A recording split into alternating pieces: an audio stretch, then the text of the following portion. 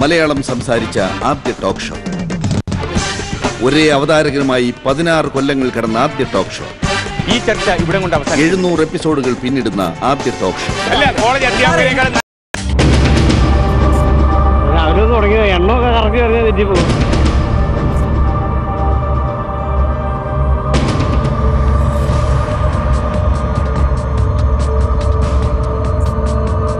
കിടനൊക്കെ അടിക്കുന്നത്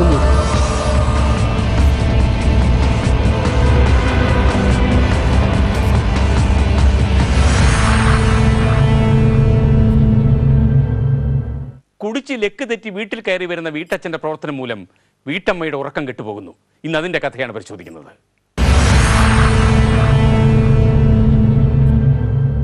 മദ്യനിരോധന സമിതിക്കാർക്ക് പറയാനുള്ള സംഗതി ഇതാണ്. ഇവിടുത്തെ ഇന്റലക്ച്വൽസ് എന്ന് പറയുന്നവരും ഇവിടുത്തെ കലാകാരന്മാരെന്ന് പറയുന്നവരും ഇതിനെ പ്രോത്സാഹിപ്പിച്ചുകൊണ്ട് അടിസ്ഥാന താഴെക്കടയിലുള്ള ജനതയെ അതിലേക്ക് നയിക്കുന്ന ഒരു സ്ഥിതിവിശേഷമാണ് ഇവിടെ കാണുന്നത്. അതിനെ മാറ്റണം. വളരെ ലളിതമായിട്ടുള്ള പരിഹാരമുണ്ട്. ഞങ്ങളെ 28 വർഷക്കാർ കേട്ടോളൂ. ഞങ്ങളെ സംബന്ധിച്ച് ഞങ്ങളുടെ ബേസിക് ആയിട്ടുള്ള ചില പ്രിൻസിപ്പിൾസ്, ഒന്ന് ഇതൊരു ഡിസീസ് ആണ്. ഈ മനുഷ്യന്റെ കാര്യം എന്തോ അങ്ങനെ അത് ഡിസീസ് ആണ് അദ്ദേഹത്തിന്. അതിന്റെ ഒരു സ്റ്റേജിൽ റൈറ്റ് ഓഫ് ചെയ്യും, പുള്ളി തന്നെ റൈറ്റ് ഓഫ് ചെയ്യും. ഇത് ശരിയാവില്ല എന്ന് ഉള്ളിന്റെ ഉള്ളിൽ തോന്നിയാൽ പിന്നെ ജീവിതം ഇങ്ങനെ തന്നെയാ, അങ്ങനെ അങ്ങ് തീരുമാനിച്ചു ഇനി അടിച്ചു പൊക്കോട്ടെ. അതാണ് പുള്ളിയുടെ ലൈൻ.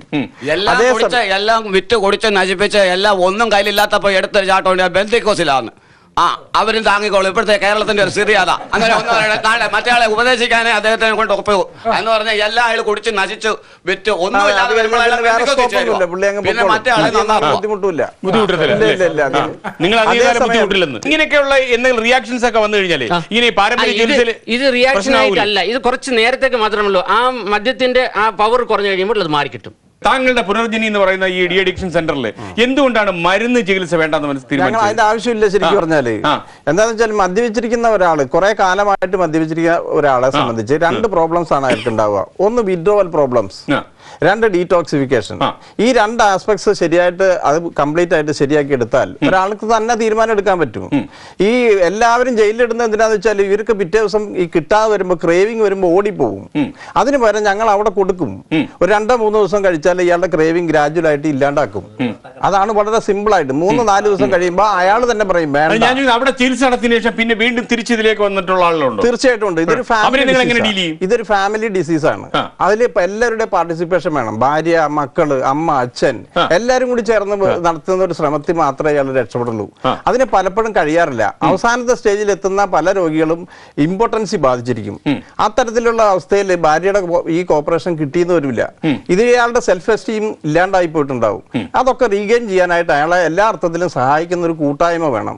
അതില്ലാത്ത ആൾക്കാർ വീണ്ടും മദ്യപിക്കാനുള്ള സാധ്യത കൂടും.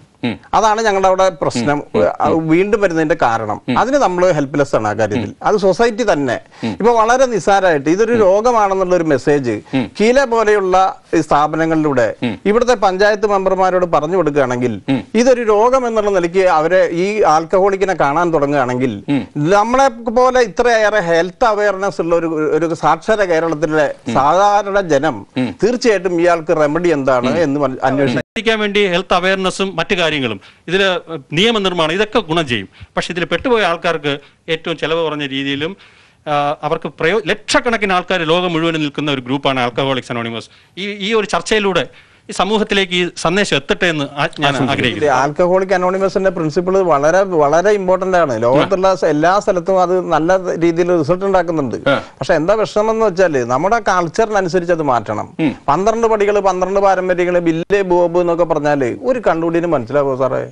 അത് ഇന്ത്യനൈസേഷൻ കേരളത്തിന്റെ കൾച്ചറിലേക്ക് മറിച്ച് നടുക. ഞങ്ങളതാ ചെയ്തിരിക്കുന്നത്. അപ്പൊ ആ രീതിയിൽ ഇത് രോഗമാണെന്നും അതിന്റെ ഇമ്പാക്റ്റും ഒക്കെ അവരെ പറഞ്ഞ് മനസ്സിലാക്കി നേരിട്ട് വൈകാരികമായിട്ടൂടെ അനുഭവിക്കാനായിട്ടുള്ള അവസരം ഉണ്ടാക്കി കൊടുക്കുമ്പോൾ ഈ 21 ഡേയ്സിനിടയ്ക്ക് അവർക്കൊരു തീരുമാനം എടുക്കേണ്ടി വരും. ഇത് ശരിയല്ല, ഞാൻ ഇനി കുടിക്കില്ല. ഒരു കുടുംബത്തെ സംബന്ധിച്ചിടത്തോളം ഒരു മദ്യപാനിയായ ഒരാള് കുടുംബനാഥനാകുക എന്ന് പറഞ്ഞാൽ അതിൽ പരം ജീവിതം ദയനീയമാകാനില്ല. അത് ഭാര്യയും മക്കളെയും കുടുംബത്തിന്റെ എല്ലാ അംഗങ്ങളെയും ബാധിക്കുന്ന മാരകമായിട്ടുള്ള ഒരു രോഗമാണ്. അതിൽ നിന്ന് രക്ഷപ്പെടാനായിട്ട് എന്ത് മാർഗം ഉപയോഗിച്ചാലും ശരി, അതിൽ നിന്ന് രക്ഷപ്പെടാനായിട്ടുള്ള ശ്രമങ്ങൾ നടത്തണം. കേരളത്തിലെ 12 വയസ്സ് മുതൽ കുടിക്കുന്ന കുടിയന്മാരായി തീരുന്ന അവസ്ഥ മാറ്റിയെടുക്കാൻ പറ്റിയില്ലെങ്കിൽ അടുത്ത ജനറേഷൻ തീർച്ചയായിട്ടും ഒരു ഭ്രാന്തന്റെ ലോകമായി തീരും എന്നുള്ള കാര്യത്തിൽ ഒരു സംശയമില്ല. ഞങ്ങൾ സ്വന്തം അനുഭവങ്ങളിൽ നിന്നാണ് ഈ പറയുന്നത്. വളരെ ഗൗരവമുള്ള ഒരു പ്രശ്നമാണ് ഇതുവരെ നമ്മൾ ചർച്ച ചെയ്തത്. ഓരോ ദിവസം കഴിയുന്തോറും കേരളത്തിൽ മദ്യപിക്കുന്ന ആളുകളുടെ എണ്ണം കൂടി വരുന്നു. അതോടൊപ്പം പട്ടഷാപ്പുകൾക്കും മറ്റുള്ള സ്ഥാപനങ്ങൾക്കും പുറമെ വ്യാജന്മാരും പെരുകുന്നു എന്നറിയുന്നത് ഉത്കണ്ഠാജനകമാണ്. എന്നാൽ ഈ വ്യാജന്മാരെ നിലയ്ക്ക് നിർത്താൻ താല്പര്യപ്പെടേണ്ടത് രാഷ്ട്രീയ പ്രവർത്തകരായ ഭരണാധികാരികളാണ്. ഇലക്ഷൻ വരുമ്പോൾ അവർക്ക് താല്പര്യം കുറയും. അതാണ് കേരളത്തിന്റെ ധർമ്മസങ്കടങ്ങളിലൊന്നും. Good bye.